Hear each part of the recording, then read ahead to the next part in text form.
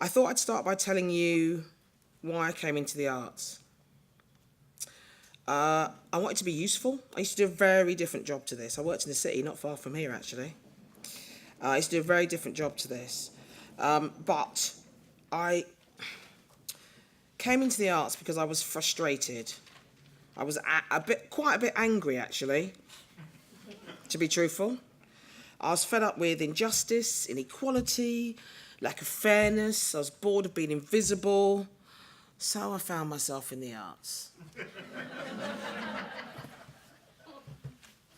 I know. But the truth of the matter is that being an artist, I have discovered, is the most useful thing I have ever found to do with that frustration. And I can make work and have a conversation. I can make work and share it with an audience, and somebody in that audience may leave thinking about the world just a little bit differently. And I feel quite a privilege to be able to do that. So I'll fight for that. Okay. Fast forward. There's now a company that I started in 2010 in Sheffield. As you know, I'm a Londoner. Very much so. I'm actually really, really London today. It's lovely. I love it.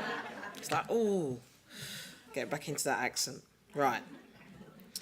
But Eclipse has a mission to instigate and influence change towards equality in the arts. I started, we had very little money. And so networking and collaborating was a pragmatic move on my part, really.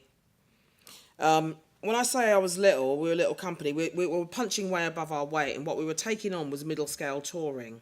Black-led middle-scale touring. At the time, it didn't really exist. Not annually, not regularly. And that's what I was taking on. And when I say I was small, what I'm saying is that it was me and a part-time administrator. That's how small we were. So having big ideas, you've got to collaborate. You've got to find people that you can work with. And we found a venue with all the venue resources. We put ourselves inside that venue as a familiar model that you'll know, sort of resident company. We paid, though. They did charge us. It wasn't free. They did charge us. But the amount they charged us meant that we could keep our below-the-line costs, which was really important, our sort of admin costs, to a minimal. It meant that I had a sort of built-in, hopefully sometimes, mostly all the time, co-producer. And it fundamentally meant that we could put about 82% of our funding on stage, because I wanted to make high quality productions. And that pushed the programme, and we got to push the programming of lots of buildings while we built this network of touring venues. The most important bit as well, apart from that, was our audience development, which I was piloting, a whole new way of doing audience development. Actually, it was an old way. It was a way from the 80s that Black and Asian touring companies were doing back in the day, and I sort of recalibrated that and brought it back. And that in itself was delivering audiences at a rate of between 20 and 30%. So the building was doing all right with us being there. What was interesting, though, was that when we spoke with our audiences, and our most important relationship is with our audiences, was that they wanted more. There was a demand for the work, and they wanted more, and they wanted to do it more often. So I launched our first movement. Eclipse works in movements. We work in movements because I'm not really up for initiatives. You know, you do something for 5 minutes and then you'll do it for 2 or 3 years and then it stops. We build things that have a legacy so it carries on, so it has a permanent change. And we were looking to influence regional theatres. By the way, there's 5 regions in this country. London is one of them. So we're looking to change permanently what we see in those spaces and how those spaces work and who gets to be in those spaces. And we think the first thing you have to do is change the offer. So I launched something called Revolution Mix. And Revolution Mix is a movement that is culminating in the largest delivery of new Black British work in theatre, in film, because we have an online platform called Eclipse TV, so we make short films, and we know that it's an important platform for a lot of our audiences, and radio, because we're trying to be as inclusive. We want to be as inclusive as we possibly can, and we think there should be access for our visually impaired and our less mobile sisters and brothers. So we make radio and podcasts as well. And anyway, I like radio. It's good. Do me ironing while I do this radio. Our aim is to enrich the canon with the missing British stories. Guess what those stories are? All of them, every last one of them are black, in my opinion. That's my thesis. And so those are the stories that we're telling. So we took 500 years of Black British history and we used that as a jumping off point. And with the aid of an exceptional funding award from the Arts Council, we were able to launch Revolution Mix. Significant in this were 2 networks, if you like. The first network was 15 black writers from across the UK, from mostly outside of this particular region, who were mostly abandoned and had no relationship and apparently didn't even really exist. Yeah, I knew they existed. According to the venues, they didn't exist. When we launched it, we had over 300 applications, actually, to be part of Revolution Mix, which was slightly terrifying. But we got it down to 15 writers eventually. The other significant network, and those writers worked together. They created their individual work, but we believe in a peer-to-peer learning practice. You gather those artists up in Sheffield, all 15 of them, and we give them a provocation of 500 plus years, and it's amazing what will happen in a room. It's quite incredible, actually. The other people that were significant in that was our network of 12 partner theatres who signed up and bought into the idea of taking a 3-year journey with those writers. We paired them with a writer. We gave some of them a writer. They weren't allowed to tell the writer what to write or how it was going to fit into their season. I'm not really interested, to be honest. I was interested in them supporting those artists in the way that those artists needed to be supported. And those theatres signed up for it in a partnership agreement and bought into that, which was kind of beautiful. They also bought into taking the first tour, and they also bought into continuing on with the programme to be co-producers and receivers of the work. Now, of course, a couple of them fell by the wayside because they kind of signed up and then thought the rules could change, but actually they can't. We were quite clear about it. But also, other people joined. So the network kind of developed in its own way. And we spent 3 years working with those artists and 3 years working with those theatres, and because of the legacy, we continue to work with them. The first tour was Black Men Walking, which went out this year. Black Men Walking... Oh, sorry, there's one other really important network, my apologies. Our audience development team. We built a group of audience development. We trained a group of audience development officers across the UK, 10 new audience development officers across the UK. All of those people used to be audience members of Eclipse. They used to just come and see Eclipse shows. And so we trained them. So we're creating a new workforce as well. and they also use peer-to-peer practice. So that network of audits development will share their practice with each other across the UK. Oh, did you do this? I did this. I did this event. That worked really well for me. And they meet fairly regularly, and apparently they've got a WhatsApp group. I'm not in it. But it's really important. They talk to each other and support each other. I've talked a lot about audits development, so I'm not going to talk about it too much today. But I think what's important to talk about is the fact that we did quite a lot of work and collected a lot of data. We worked with a company called Indigo, and we have taken that report and giving that to an illustrator, and we are about to publish that and share that with everybody. So, plug. If you sign up to eclipsetheatre.org.uk, we'll be able to share that with you. There, I did it. One of the things that's really important, though, is that on the Black Men Walking Tour, it had 84 performances. 71 of those performances were sold out. That's new black work. Oh, thank you. I thank you. It wasn't me, it was the actors. It was an entire team. But it was a really extraordinary thing that work that actually traditionally that isn't perceived, that is perceived to be risky, dangerous, scaring audiences away. Nobody says that, but that's what they mean.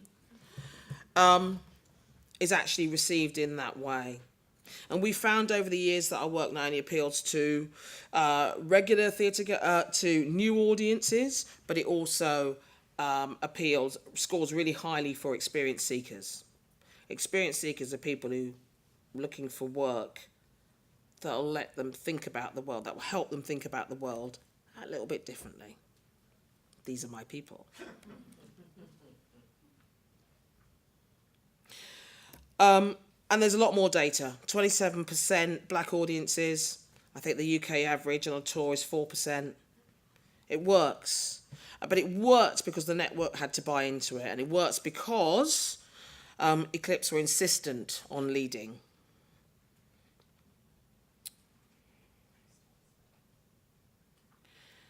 There's 2 more tours already booked. They really have stuck with it.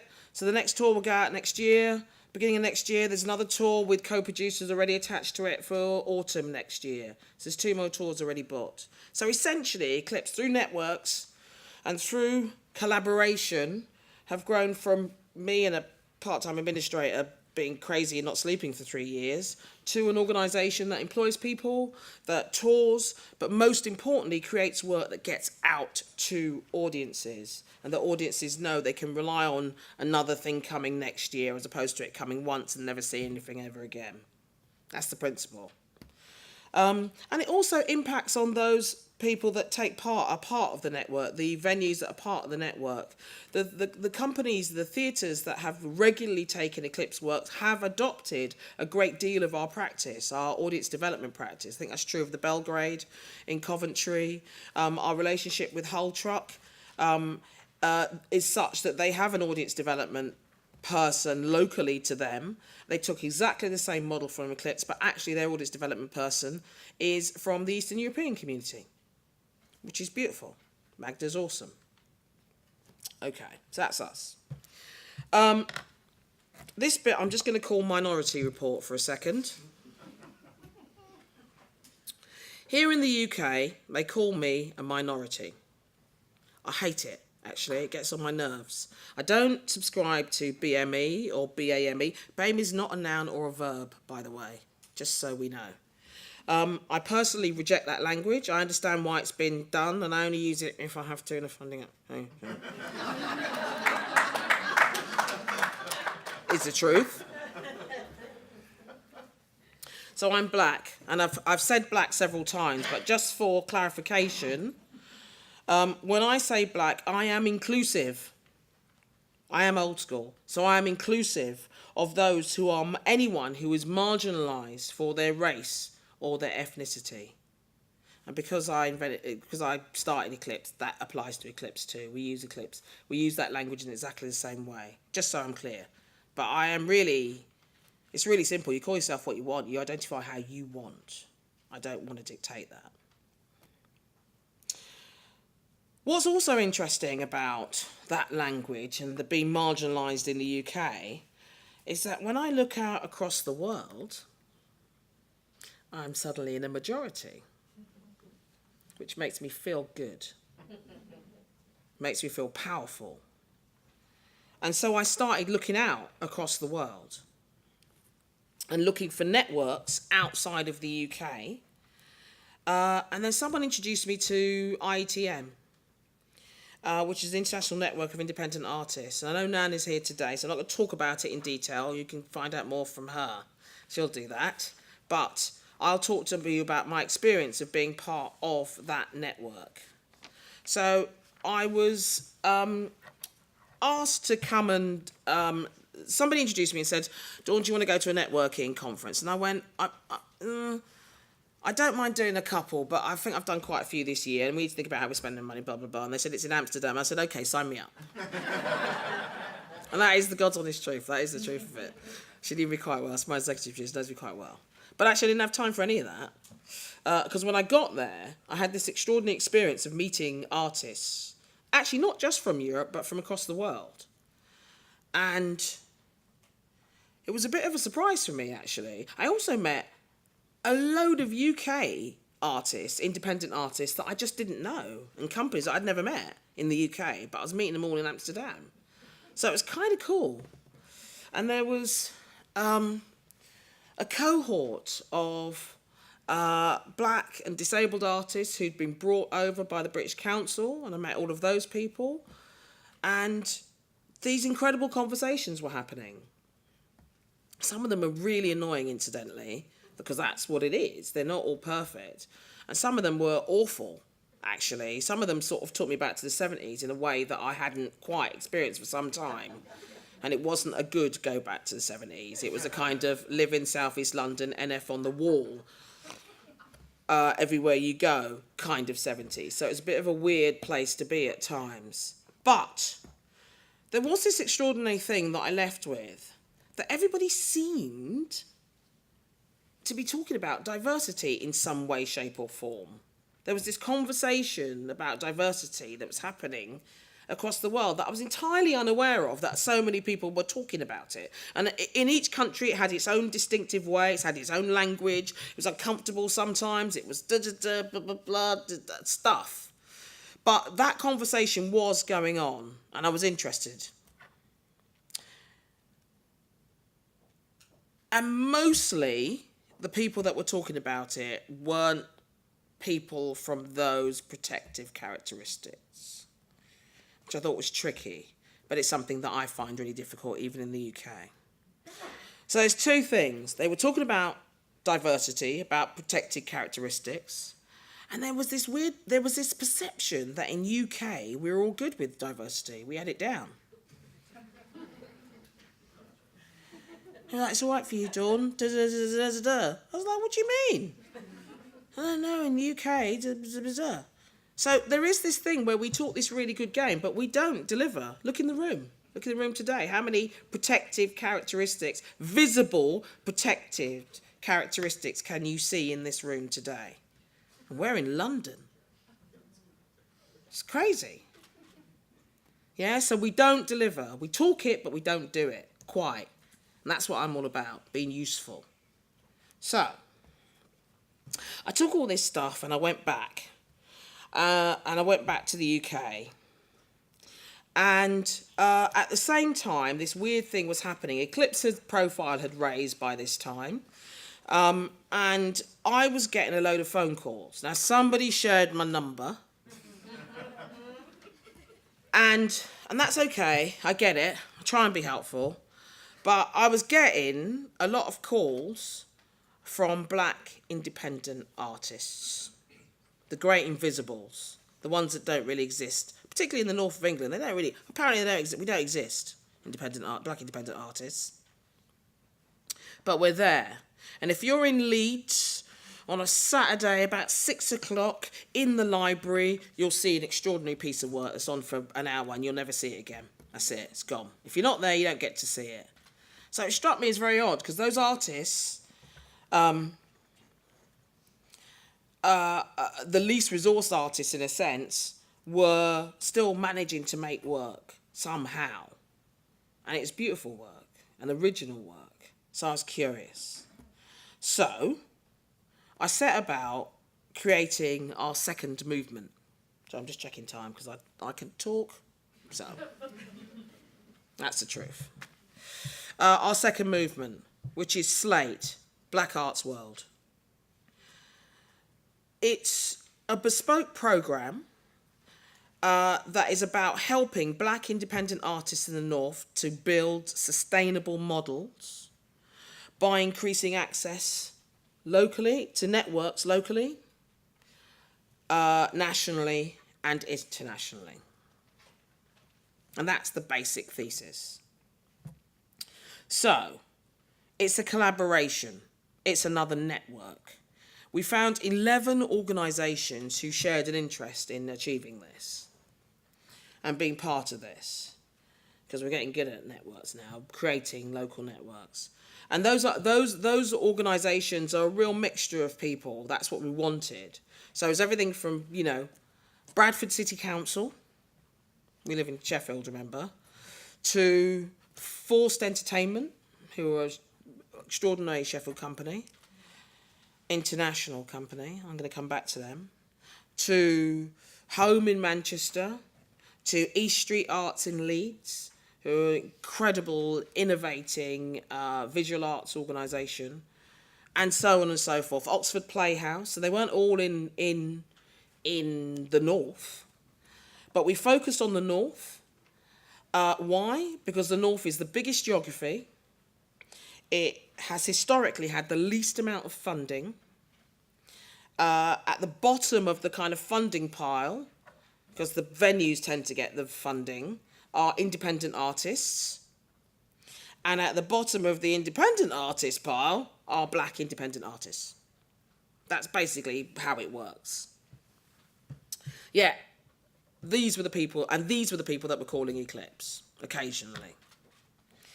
True sustainability comes from your ability to tour internationally, move your work internationally, share. Forced Entertainments, 1927, Acton Calm, all of these organisations with sustainable models, all of them share their work by about between 70 and 80% is outside of the UK, which I think is fascinating. The structure of Slate was to create 6 enablers. So 6 enablers are black arts professionals. And those people are tasked with recruiting the artists and building the network of black artists in the north of England and introducing them onto the programme.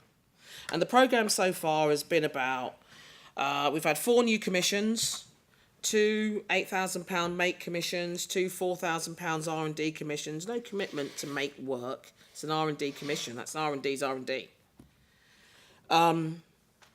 We're about to do the next 4. Actually, I think it was announced today. Was it Wednesday? Yeah, today. They've announced the next 4 for those artists, 4 opportunities for their artists. We've worked with Unlimited, having workshops on being black and disabled. Somebody actually said to a member of my staff last week that they didn't know that, I can't even repeat it, didn't know black and disabled was a thing. Like, literally said that at a symposium. It was a really extraordinary thing. Anyway, we've been having symposiums up in the north for those artists who sit at that intersection. Playpots. Had a writers group. Black artists were trying to get down to London to do writers groups in London. Why? Set up a writers group. We've had residencies. We pay our artists when they're on residencies. If you're poor for a week and you're an independent artist, it's a lot to not work for a week. So we pay you a fee while you're on the residency, so you don't have to worry about that while you're away. Workshops with people like Tim Eshells on collaborating, co-creating. There's a whole heap of stuff that's happening in the North for black artists with Slate. And it's really exciting. And the really exciting thing is that actually artists are not leaving in the volume that they were leaving before. This is anecdotal. I need to get you hardcore data next time. It's still early. And also, more significantly, artists have returned to the North. Black artists have returned to the North with something there, which is kind of beautiful. So, that's Slate. But the legacy of Slate is an international black artist network, because I couldn't stop thinking about those conversations I was having and continuing to have at IETM, and the relationships that we were forming, and the conversations and the deepening of some of those conversations. And also, I'm in a hurry. I don't really have time for this kind of drip, little tiny change. Let's all celebrate a little bit. Hooray, the first. I'm bored of the first. Yeah, I just want lots. Just get on with it. Do you know what I mean? And my inspiration for the starting point for that was a piece I read by piece of writing by Frank Cottrell Boyce. You know who Frank Cottrell Boyce is? He's a really beautiful writer. And I knew him from Brookside. That was my soap. And I was reading this piece by him years ago, and he was reflecting on his experience. He was the guy who also wrote the opening ceremony for the Olympics, the UK Olympics in 2012. And do you remember that? I wept that night. I was like, I'd never seen anything like this in my life in the UK. It was incredible. Tweeting and all sorts. It's amazing. But he was reflecting on that, and he was talking about his experience of writing it and his experience of watching people getting ready for it. And he used this really beautiful phrase. He talked about the spirit of reckless generosity. That's the most beautiful thing I've ever heard. I got really ridiculous about it, about this idea of reckless generosity. And he was talking about people, going to Dagenham on a Tuesday night in a pissing rain, not paid, they're just sitting there and they've got a couple of sticks and a bucket, but they're teaching each other this rhythm. They're all teaching. The new person comes, they teach each other, and they're working together. And it's just such a beautiful idea. So I got very excited, and I got the board together, and we talked about it at board meetings, and I put it right the way through my organisation. It's about sharing as fast as you can. As fast as you learn, you share it. Get it out there. So that's the next step that we're taking. We've been having these conversations with partners across Europe, two in particular. Theater de Meerwaarde in Amsterdam is a company that, amongst making the work and residencies for 6 theatre companies, they actually work with independent black artists. They're looking to create its own range of work in collaboration with new makers to reflect the diversity of today's society. Their words, not mine. And they're on it. And also another company, Théâtre Griot, which is a theatre company of black actors, which aims to make black actors visible and experiment the Afro-descendant community's cultural impact on Portuguese society. Oh my God, they're beautiful. They're amazing. And I've been having a series of conversations with both of these organisations. Portugal was particularly interesting because I went looking for an organisation in Portugal, and much like when I went looking for black artists in the north, people went, Dawn, if there was a black artist in this city, we'd know who they were. When I went to Portugal and I started asking questions about Portugal, I go, are there any black theatre companies? People were saying to me, no, there's not really any black artists in Portugal at all. There's none. I was like, I'm definitely going to find some then. It's true though, isn't it? And then I found Zia. Actually, I met her at IETM. It's really brilliant. The Portuguese Arts Council brought her to IETM, I think. And that's how we met, which is wonderful. But we'd had a conversation on the phone before. And so these conversations have continued. And the three of us have talked about Slate and they were both interested in this idea of Slate, that we wanted to expand the knowledge and accelerate the learning through the Slate program.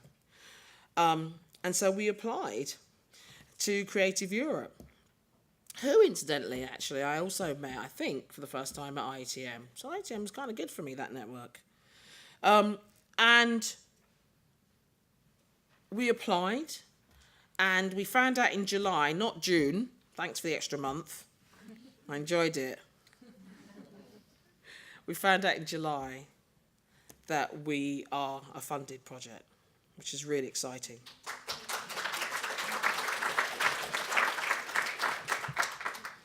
So, almost immediately, we'll be running a pilot of Slate in Lisbon and Amsterdam. And then we're going to share that learning really fast. We're already sharing what we know with them. I think their experiences will be different, but I think we will learn huge amounts from them. Each instance is slightly different, but actually there is best practice across the world, in my opinion. And there are other organisations that we did talk to that are very interested to stay in touch and keep connected to what we are doing. Okay.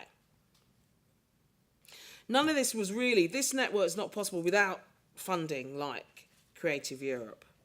I think really significantly, it's also important that all of these networks, it matters who leads on the network in a sense.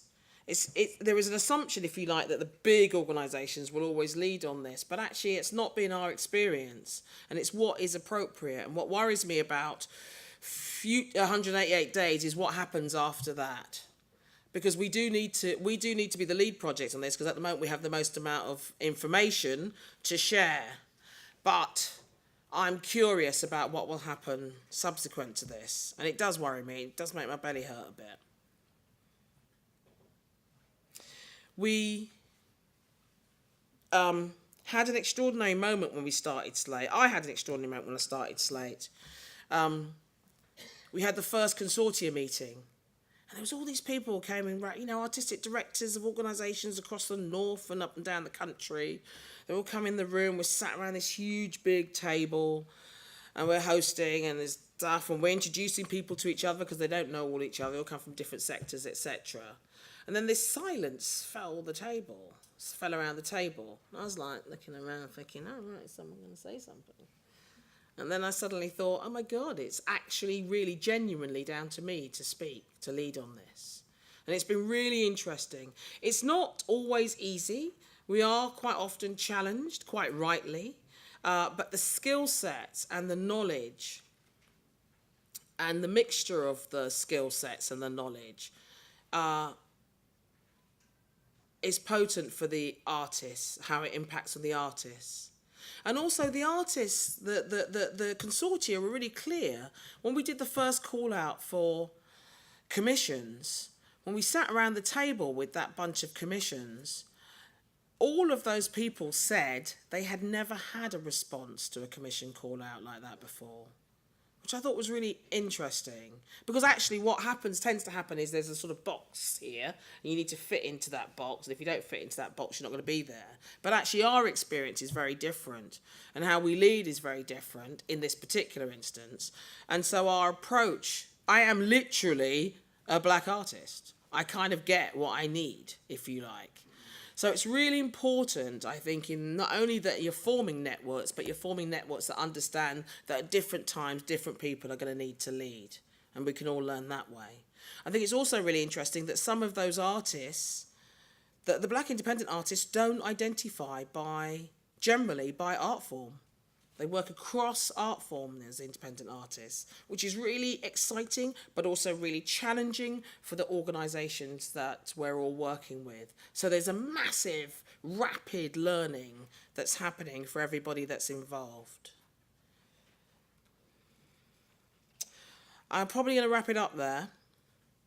I'll wrap it up with 188 days to work out how to remain useful. Thank you for listening.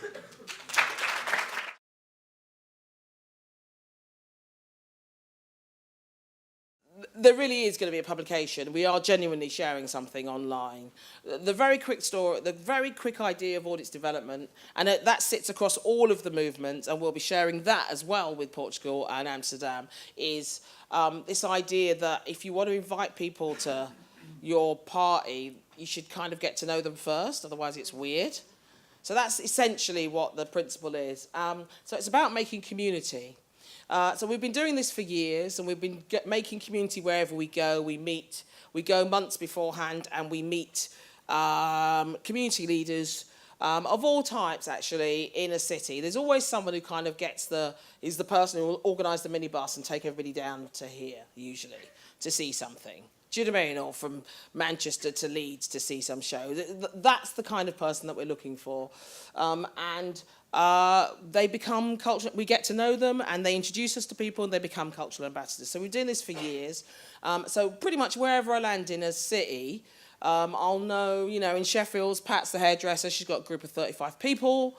That is a health and well-being group that she runs. Or, you know, in Liverpool, there's a choir, and there's that beautiful lady, whose name I forget, actually, who actually runs the home for women, or, you know, and so it goes on all around the country. My brain's gone blank now, these individuals. Sorry, individuals. But there was a really interesting thought that I had at some point, was part of Revolution Mix, which was about, instead of us going, and I used to do that, I used to go around a few months beforehand and meet those people and have a small event and a small occasion. It's not about us, it's about them, getting to know those people and getting them an opportunity to talk about things. Very quickly I worked out that it'd be more interesting to me to try and influence the workforce, because my idea is that audience development is generally done by the wrong people, frankly. And if people have local knowledge and we train those people, then they could enter the workforce. So we managed to find a pot of money. And we trained 10 audience members, ex-cultural ambassadors. They all came to Sheffield. The same principles, peer-to-peer networking, peer-to-peer learning. And we trained them in data collection, and we allowed them a space to kind of devise their own series of events. And we resourced that, and they delivered the audits development for Revolution Mix, and that's what led to those results. So we actually had an opportunity to work with Indigo. They're an amazing company, and they basically pulled down the data from all those box office, because we don't have our own box office, I don't have a building.